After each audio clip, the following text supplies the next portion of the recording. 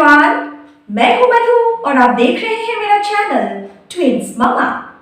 अपने नए व्यूअर्स को मैं बता दूं कि ये एक प्रेगनेंसी और पेरेंटिंग रिलेटेड चैनल है और इसमें आप ट्विन मोमेंट्स और moms and would be moms के रिलेटेड कुछ फिटनेस टॉपिक्स पे भी चर्चा देख सकती हैं। आज मैं आपसे बात करने वाली हूँ एक बहुत ही आम प्रॉब्लम डायपर रैश के बारे में। नई माओं के लिए खासकर ये एक बहुत ही परेशान कर देने वाली असुविधा या प्रॉब्लम होती है जब डायपर रैश की वजह से एक बेबी काफी अनकंफर्टेबल फील करता है और फसी हो जाता है। और खासकर जब आप उसके डायपर एरिया को टच करती हैं या डायपर बदलती हैं, उस एरिया को वॉश करती हैं, बेबी इधर काफी फसी होता है या फिर काफी रोता है। तो चलिए जानते हैं कि ये डायपर रैश आखिर होता क्यों है और कैसे एक माँ डायपर रैश होने से एक बच्चे को बचा सकती है। आप इस पिक्चर में देख सकती हैं डायपर रैश की वजह से बेबी के बॉटम एरिया में कुछ रेड कलर पैचेस दिखते हैं और कभी कभार ये डायपर एरिया के अलावा मतलब बेबी के यौन अंगों और बटक्स के अलावा अपर थाइज तक भी फैल सकते हैं। डायपर रैश होने की सबसे पहली और आम वजह होती है मल और पेशाब की वजह से आपके बेबी के सेंसिटिव स्किन का इरिटेट होना। अपने ट्विन बॉयज को रेज करते हुए मैंने ये बात नोटिस किया है कि जब भी उन्हें लूज मोशंस होते थे उस दौरान ये डायपर रैश का इश्यू उनको रहता था। कुछ बेबी का स्किन यूं ही ज्यादा सेंसिटिव होता है, खासकर अगर उनमें मेलानिन की मात्रा थोड़ी कम हो तो सेंसिटिविटी कुछ ज्यादा होती है। ऐसे बच्चों में अगर स्टूल पास करने के तुरंत ही आपने बेबी के नैपी को चेंज ना किया हो तो इस स्टूल से या फिर मल से उनके स्किन में इरिटेशन होती है और जिसकी वजह से डायपर रैश हो सकता है। जब मैं ऑफिस में हुआ करती थी यूजुअली उस दौरान कभी कभार मेरी मेड ये जो डायरिया के वक्त फ्रीक्वेंट स्टूल्स होते थे उन्हें मिस कर देती थी और इस वजह से जियान को काफी टाइम्स डायपर रैश हुए और आई हैव नोटिस्ड कि ये हमेशा इस लूज स्टूल्स या डायरिया के आसपास होता था। अक्सर स्टूल बेबी के स्किन को ज्यादा इरिटेट करता है देन यूरिन। सो इसलिए कहा जाता है कि जैसे ही आपके बेबी ने पॉटी किया हो आपको तुरंत उसके बॉटम को क्लीन करना चाहिए और उसे डायपर बदल देना चाहिए। कभी कभार मिस हो सकता है क्योंकि बेबीज आपको बता नहीं सकते हैं। मेरे घर पे ट्विन बेबीज थे तो कभी कभार ये मिस हो जाता था और इस वजह से डायपर रैश मेरे बेबीज को हुआ है एक दो बार। इसके अलावा ज्यादा टाइट डायपर पहनाने से भी बेबी को डायपर रैश हो सकता है क्योंकि इस दौरान आपके बेबी के स्किन को कोई एयर सर्कुलेशन नहीं मिलता तो वो एरिया ज्यादा गीला या फिर वेट रहता है जिससे डायपर रैश होने के चांसेस बढ़ जाते हैं। कुछ बेबीज को किसी न्यू प्रोडक्ट जैसे आपने कोई न्यू क्रीम यूज किया हो, लोशन यूज किया हो या फिर कोई बेबी वाइप यूज किया हो, ऐसे न्यू प्रोडक्ट के इंट्रोडक्शन की वजह से भी डायपर रैश हो सकता है। और कभी कभार इस डायपर रैश के एरिया में बैक्टीरियल और फंगल इन्फेक्शन भी हो जाते हैं तो ये रैश आपके बेबी के थाइज तक जा सकता है। ऐसे कंडीशन में आपको अपने डॉक्टर से तुरंत परामर्श लेनी चाहिए। अगर किसी वजह से आपने या आपके बेबी ने एंटीबायोटिक लिया हो तो ये भी एक वजह हो सकती है डायपर रैश की, क्योंकि एंटीबायोटिक से गुड बैक्टीरिया का भी डिस्ट्रक्शन हो जाता है और इसकी वजह से वो बैक्टीरिया जो ईस्ट इन्फेक्शन होने से रोकते हैं इन द जेनाइटल एरिया वो डिस्ट्रॉय हो जाते हैं और इसकी वजह से डायपर रैश हो सकता है।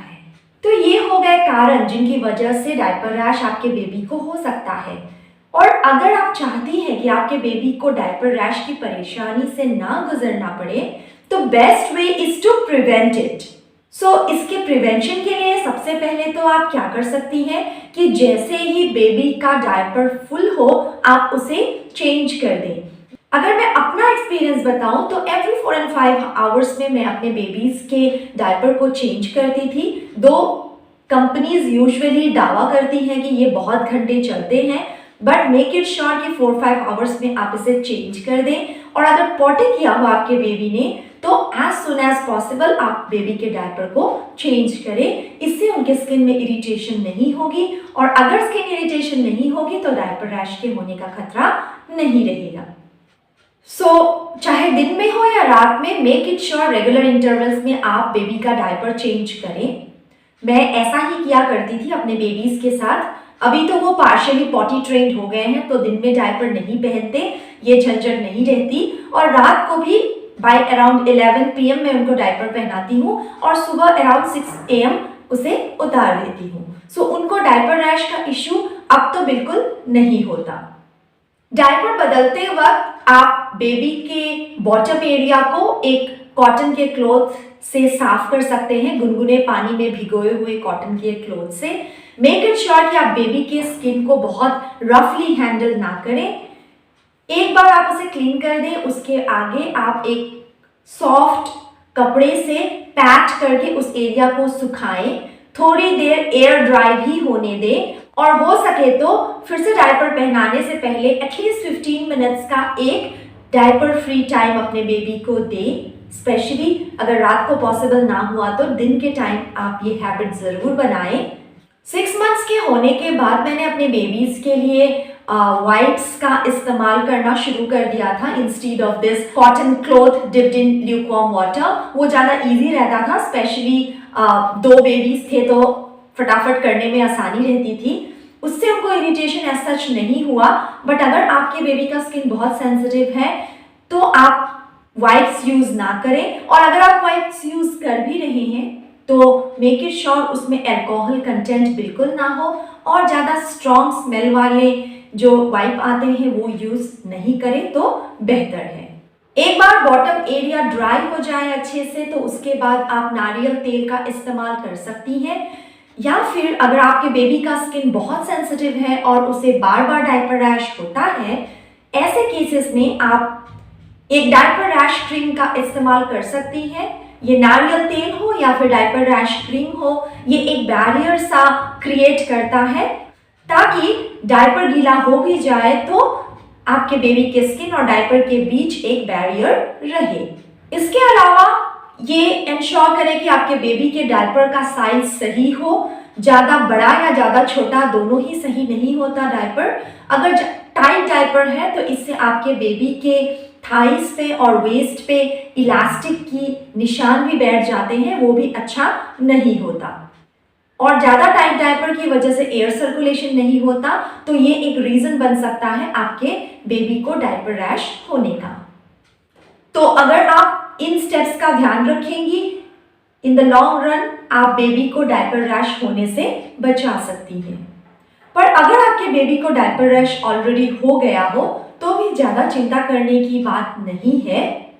आप अपने डॉक्टर से किसी ऑइंटमेंट या मेडिसिन के बारे में पूछ सकती हैं, उनका यूज करें। साथ ही बस इस बात का ध्यान रखें कि डायपर एरिया या बॉटम एरिया को हर वक्त साफ रखें और ड्राई रखें।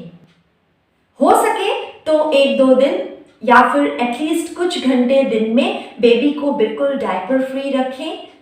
जब आपके बेबी का स्किन एयर के कांटेक्ट में आएगा और वो ड्राई रहेगा, इससे आपके बेबी के डायपर रैश की हीलिंग जल्दी होगी। और अगर आप डायपर पहना रही हो तो जैसा मैंने पहले कहा है, एक डायपर रैश क्रीम या फिर कोकोनट ऑयल का इस्तेमाल करें to make a barrier between a wet diaper and a baby's skin.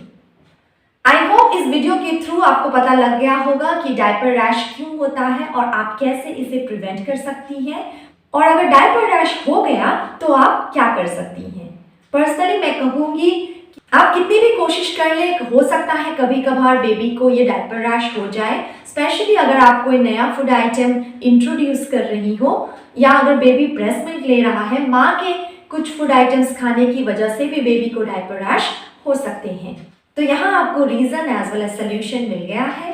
ऐसे ही पेरेंटिंग रिलेटेड टॉपिक्स के लिए मेरे चैनल को सब्सक्राइब कर लें और लाइक, शेयर एंड कमेंट ज़रूर करें। इससे मुझे ऐसे ही वीडियोस बनाने की प्रेरणा मिलती है। See you soon, till then, bye bye.